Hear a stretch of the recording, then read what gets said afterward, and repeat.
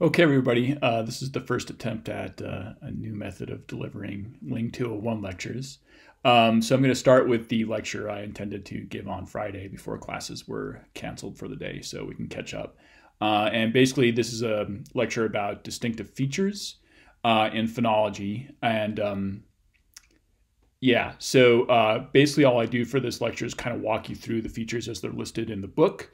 I've got this handout here on both sides, which has consonant features and vowel features, which is useful. I'm going to post this to the course website. I've also got that in PDF form here on my computer. So I'm going to basically walk through these features and tell you what they mean. And then afterwards, normally what I would do in class is walk you through some practice exercises so you know how to do, sort of know how to apply these features to actual phonological problems and patterns.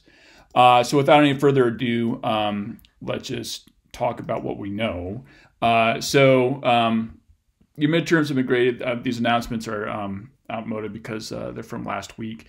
But I'll send you more announcements through email online, so you don't have to worry about those with these lectures, which I'm posting to YouTube.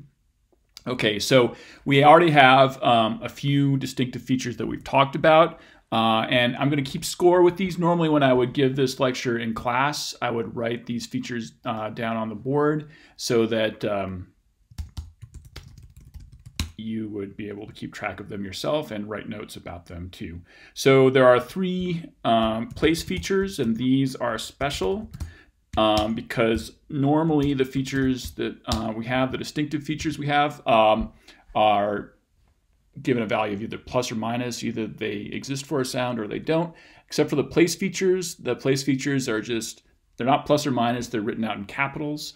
And they also are kind of cover terms for finer distinctions of place of articulation that we learned in phonetics. So labials are just sounds, oops, take caps lock off, sounds produced with the lips. Cornals are sounds produced with the front of the tongue. And dorsal is, or any sounds produced with the back of the tongue. Not that I can actually produce those sounds myself. So we'll start out with those, and I'll say a little bit more about them as we go. And then we also have a few broader features. So we have the, these are going to fall under the cover term of laryngeal features, but voice. So is a sound voiced or not? Plus if it is, minus if it is not, plus if it's voiced, minus if it's voiceless. We also have a manner feature of continuant. And maybe I should start putting underlines here so that you can bracket them off a little bit better. So sound or continuant, can a sound be produced continuously or not? Plus if it is able to be produced continuously like a fricative, minus if it can't like a stop. And then lastly, on the PowerPoint notes, I have this feature strident. We talked about that a little bit. It features in phonological patterns like you see for English plurals. And that is an interesting feature because it can only be a feature of coronal sounds. So it only applies to sounds produced with the front of the tongue, so like s, z, esh, ej, cha, ja, so on and so forth. So a strident sound, it's basically a fricative or an affricate that can be produced with high energy at high frequencies. That's how you can think of it in terms of its acoustic, like s has a lot of high energy at high frequencies. That's pretty easy to hear. I habitually save things. I'm going to try not to save this until I'm done. So anyways, those are the ones we've talked about before. Take a step back here for a second. I think I mentioned this in the last lecture I was able to give to you in person, but a distinctive feature is basically a property, a phonological property of a speech sound, which is able to distinguish between otherwise identical sounds. So like S is plus voice, Z is, S is minus voice, Z is plus voice. Those two sounds are distinguished only by that particular feature. They can also be used to describe natural classes of sounds, which we talked about last time. So if you want to talk about like voiceless alveolars. Coronal would be in there, minus voice would be in there as well. We'll walk through some examples in the practice exercises after this lecture. So at the bottom here, I've got stops and fricatives are distinguished by the feature continuant.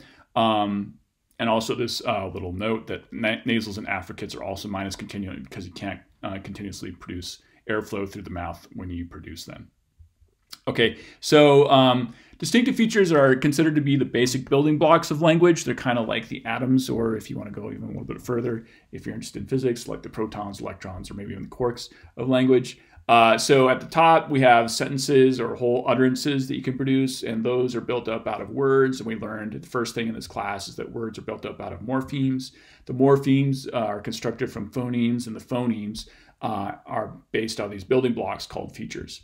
So for that reason, these features in the theory, at least, are supposed to be universal across all languages. These reflect an aspect of universal grammar, part of our human endowment for language.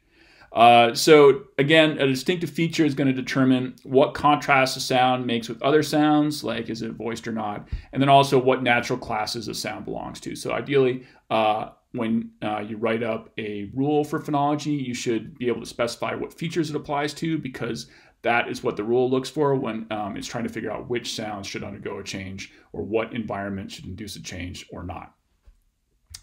Okay, like I said, normally a distinctive feature carries a value of plus or minus, except for those three place features. And in that sense, you can kind of glom all of those different feature specifications together into what's called a feature matrix, which is a little bit like the matrix in the movie The Matrix, but I'm not going to get into that at the moment. So just to give you an example, like a T, which in phonetics we talked about as a voiceless alveolar stop. In phonology, it's coronal, produced with the front of the tongue. It's minus continuant, that gives you the stop part of it. It's minus voice, which gives you the voiceless part of it. And then ideally specify all the other feature values for it as well. So it's minus lateral, it's minus nasal, so on and so forth. Again, hopefully you can see this because I can't see my video when I'm recording.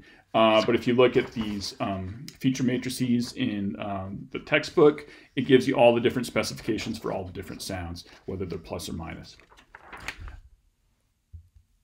Minus is the default, or what is called the unmarked value in linguistics. So if you were to do nothing articulatorily, your default sort of approach would be to use the minus value for a sound. So like minus voice, when you're not speaking, you're not voicing anything. Minus nasal, when you're not speaking, you're not producing nasality, so on and so forth. Those sounds which have minus feature values are called unmarked in language, which means they're also kind of the default sounds we expect to find in language as well. Those are sort of the usual sounds you get, and when a sound has a plus value, that is a marked or sort of less usual sound that you might expect to get, an unusual sound even, perhaps. At any rate, like I said, I'm going to post all these feature matrix values in a handout onto the website. Normally I give this sheet for people to work with in the final, but your final is going to be take home anyway, so you can just look at this at will when you work on it. But it's on pages 84 and 85 of the textbook as well. So it's handy to kind of get familiar with as we walk through this. Okay. One point that's important is that some of the features can have sub-features, and most notably this applies to the place features, which is another reason why they're kind of special.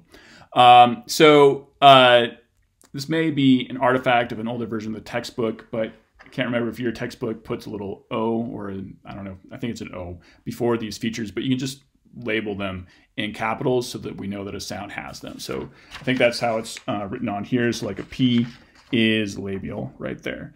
Because it's produced with the lips, right? So they're not preceded by a plus or a minus, but they do take some sub-features which only apply when a particular place feature is a part of that sound's feature matrix. So we talked about that a little bit already. Coronals are the only things that can be strident. So I've put that as a sub-feature here for coronals. The other place features have sub-features as well. I'm going to give you a new one for coronals, which is anterior. So Anterior means towards the front of your body. Posterior means to the back of your body. These are just fancy Latin terms for front and back, really. In phonology, anterior describes particular places of articulation. So anterior means interdentals or alveolars, basically anything from the alveolar ridge forwards. And something that's minus anterior will give you postalveolar sounds or posterior sounds. So I'll just sum that up here.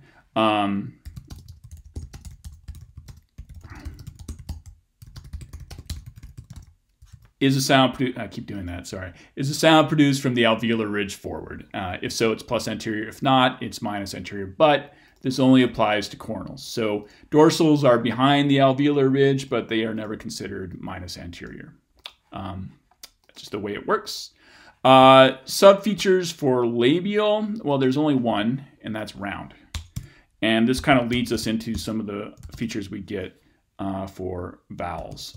So for round is a sound produced with rounded lips. Plus if it's yes and minus if it's no. So all rounded vowels are going to be labial to begin with, and then all rounded vowels are going to be plus round. So an oo is a rounded vowel, it's plus round.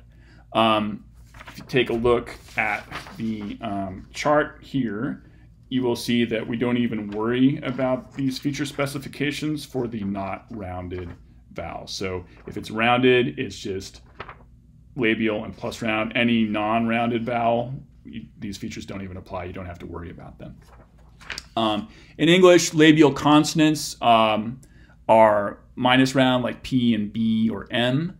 But the only exception to that is W, which is plus round. So you don't normally round your lips for a P. You just kind of compress them to make that stop closure. For a W, you do round your lips, wah, like that, we, whatever. So those are rounded, plus round in phonology. Dorsal has subfeatures as well, and actually has a lot, because these are the primary distinguishing features of vowels. So this is a little bit awkward because I've got dorsal sound as defined as sounds produced with the back of the tongue, and then on top of that we have a feature back, which basically applies to vowels. So no, actually it's not true. So velar consonants as well as back vowels are going to be plus back. So I'll just kind of sum it up like that. Back vowels and velar consonants are plus back, and then you can kind of distinguish that with minus back things, which are going to be front vowels like E, or palatal consonants like yod. Velar consonants, remember, like ka, ga, and engma. Back vowels are going to be vowels like ah or oo. And then all the other distinguishing features that we get for vowels are in here as well. It's a little tricky though with height. So if you remember, we have like high, mid, low vowels. That's like a three-way distinction. But in theory, these distinctive features are supposed to have binary values like plus or minus. So is a vowel high? If yes, then you get plus high. If not, you get minus high. And then there's another feature, low. Is a vowel low, like ah or ah? If so, it's plus low. If not, it's minus low. So as you can imagine, there is another combination you can get there, which is minus high, minus low, which is what you get for mid vowels like o or schwa. So there's no possibility of getting plus high and plus low. I'm not going to get into that. We could discuss it under normal circumstances, but for now I'm just going to move on. And then there's also another subfeature for dorsal, which is reduced. It only applies to one feature in the matrix hierarchy, and that's schwa. Oh, no, sorry, I forgot about tense. Yeah, so let me get to tense first. We talked about that as kind of the fourth dimension for vowel articulations, and we have tense vowels like E, and lax vowels like I. So a tense vowel, or E would be plus tense, I would be minus tense. And then reduced is like tense or lax vowels taken to another level. And so is a vowel reduced? If so, it's schwa. which is the only reduced vowel in the paradigm that we're going to have to worry about. And that helps it distinguish between that other vowel, wedge, which we're not worrying about in this class anyways. But just so you know, that's kind of one of the reasons why it's there.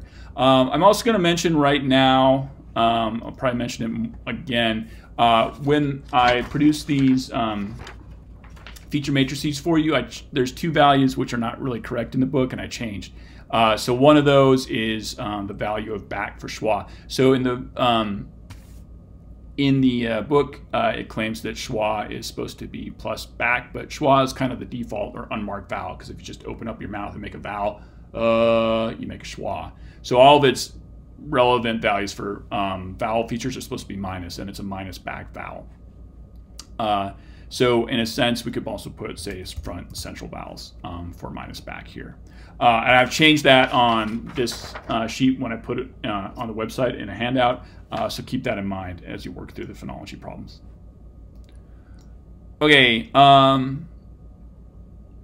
yeah, we'll keep rolling through these. So there's some what are called major class features in the handout, which kind of go above and beyond the sort of general feature descriptions we've used in phonetics to describe consonants and vowels. So for instance, if you want to know whether something is a consonant or a vowel in general, you use the feature consonantal. So if it's consonant plus consonantal, if it's a vowel, it's minus consonantal. With a few little exceptions here and there based on what we normally think about it. Because some consonants actually in certain circumstances pattern more with vowels, which is kind of interesting. But generally speaking, that's how you make that breakdown. There's also another feature which doesn't fit that well into the features we used in phonetics, and it's called sonorant. So a sonorant segment resonates when it's produced. And I'm going to write it out here as is a sound easy to voice.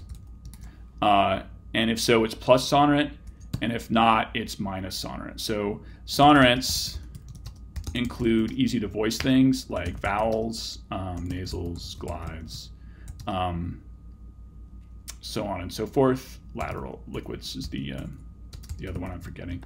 The opposite of that, I almost said obstruent of that. The opposite of that are obstruents, which include not easy to voice things like stops, fricatives, and affricates. So in general, because there's a lot of occlusion in your vocal tract when you produce these things, it's hard to get the air flowing smoothly, and therefore they're not that easy to voice. It kind of stops up what's going on at the vocal folds. So yeah. Another way to think about these guys is that they obstruct the flow of air, so that's why they're called obstruents. The last major class feature is this one at the bottom. It's called syllabic. Is the sound the peak of a syllable? And if so, it becomes syllabic. And in English, only sonorants can be syllabic, like vowels, liquids like ol or and then in some cases nasals as well. If a glide becomes syllabic, it actually kind of just turns into a vowel. So that's one exception to that rule. But these are the major class features down here. Other laryngeal features, other things you can do with your vocal folds in phonology. The primary feature is voice. Is the sound voiced or not? You can also aspirate or not aspirate sounds. So the way we talk about that in phonology is whether or not a sound is plus or minus spread glottis. And we'll just say is a sound aspirated in this breakdown. But this includes not only aspirated stops, but it also includes the sound H. So something that's plus spread glottis includes H and aspirated stops. And then there's another feature which is called constricted glottis. So if instead of opening up your vocal folds when you say something, you tighten them up so that it's hard for sound to get through. So are the vocal folds constricted in a sound? If the answer is yes, you might have something that's plus constricted glottis. For our purposes, this only includes the glottal stop, which I've talked about in words like uh-oh, right? Or button, that sort of thing. So this is not really phonemic in English, although, like I said, in a language like Tagalog, it can be, or other languages like that.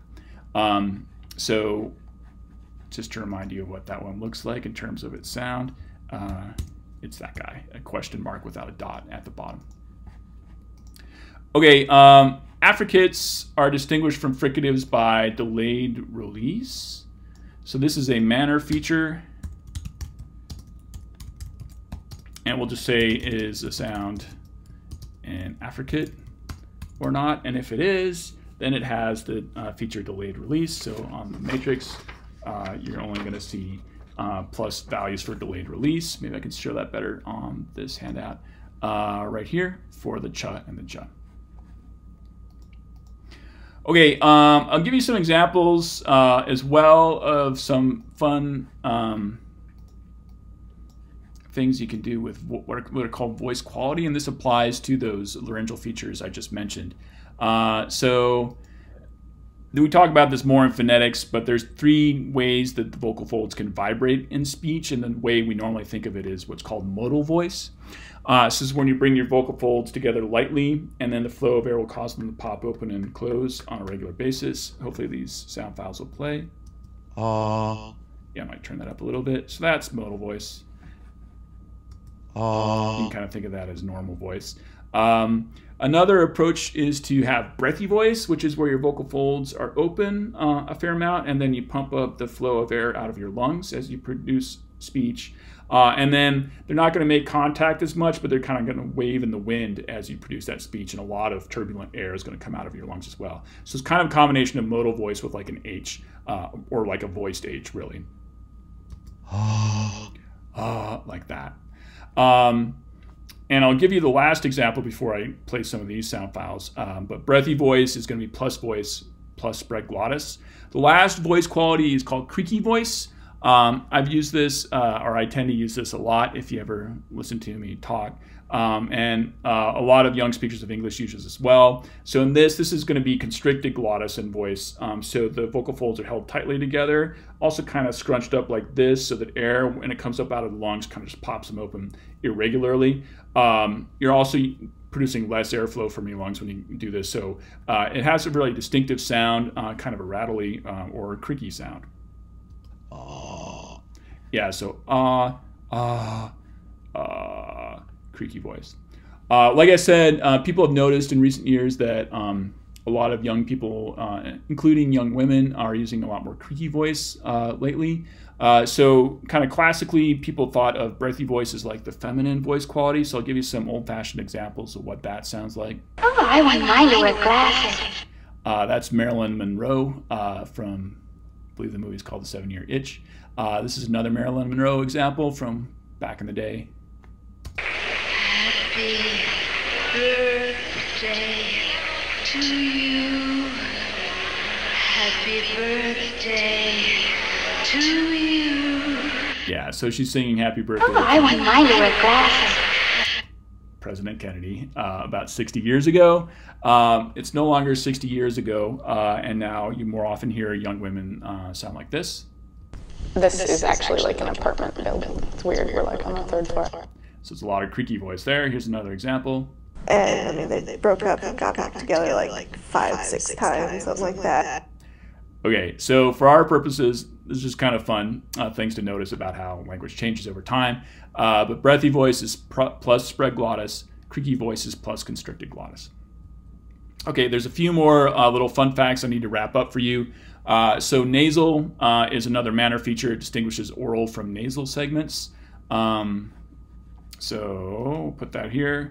Nasal is a sound produced with air flowing through the nose. If so, then it's plus nasal. If not, it's minus nasal. M and engma are nasal sounds in English. That's all you have to worry about. So another manner feature is lateral, is a sound produced with the tongue squeezed towards the middle of the mouth. And if so, you get a sound like L, and it's plus lateral. Most sounds are not lateral. L is just the one exception in English. I've got a few other notes to mention here.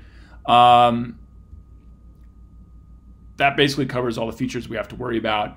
Like I said, consonantal breaks down consonants versus vowels, but it's not as strict as you might think it is. So glides like w and yod, and glottal consonants like h and glottal stop are minus consonantal, because in a lot of cases in phonology they pattern with the vowels rather than consonants.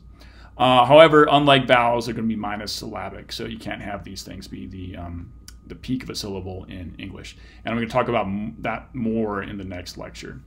Also, one thing I want to make clear is that R is minus anterior. It's a post-alveolar segment in English. It's not alveolar, so it's posterior, it's minus anterior. The book has that feature specification wrong. And schwa, I mentioned this before, is minus back.